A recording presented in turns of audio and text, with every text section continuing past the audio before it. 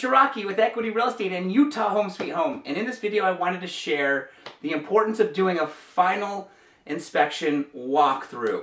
I had a client, we were doing their final inspection walkthrough on their home just a couple of days before closing. We went over to the house to make sure that the house looked good and was in the same condition that it was when they submitted their offer. The first time they went to look at it, they loved it. And the final inspection walkthrough, basically we went to confirm that it still looked just as good. And after we were leaving the property, my client asked, what was the purpose of doing this? Because in their case, the house looked exactly the same. They were like, they didn't really see a point in coming to look at the home because it was exactly what they wanted. It was still in the same condition as the day that they went to look at the property for the first time to submit the offer. And that's a great question, and in many cases that will be the case where you're going to go to a home, you're going to love it, submit an offer, lock it under contract, and then just a couple days before closing you're going to go do a final inspection walkthrough and it's going to look the exact same. And for some people that might feel like a waste of time because they're going to be buying the home and moving in a couple days anyway, but it's very important because in some situations the home may not be in the same condition from the time you locked it under contract till the time just before you go to closing. And let me give you a random example. Let's just say, so the contract, the Utah State Real Estate Purchase Contract states that anything that's connected to the house, built in, is part of the home. So, for instance, a lamp that sits on a desk, that's not built into the house. You can easily unplug that and take that with you.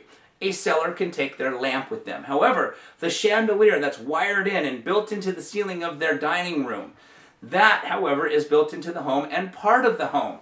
And so let's just say that you went to the house, you loved the home, you loved that chandelier, you submitted an offer, and then you went to the final inspection walkthrough and noticed that the sellers had taken the chandelier with them.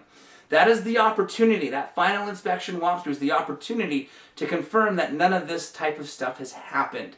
So that's the importance of making sure you get to your final inspection walkthroughs to confirm that things that were built into the house have now not been taken. The seller may feel that that chandelier is theirs because they special ordered it from Europe and installed it into their home and now they're taking that chandelier to the next house.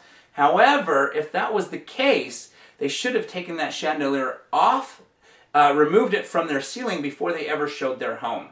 The fact that they showed their home with that chandelier attached to their ceiling and built into the home, it now has become part of the house.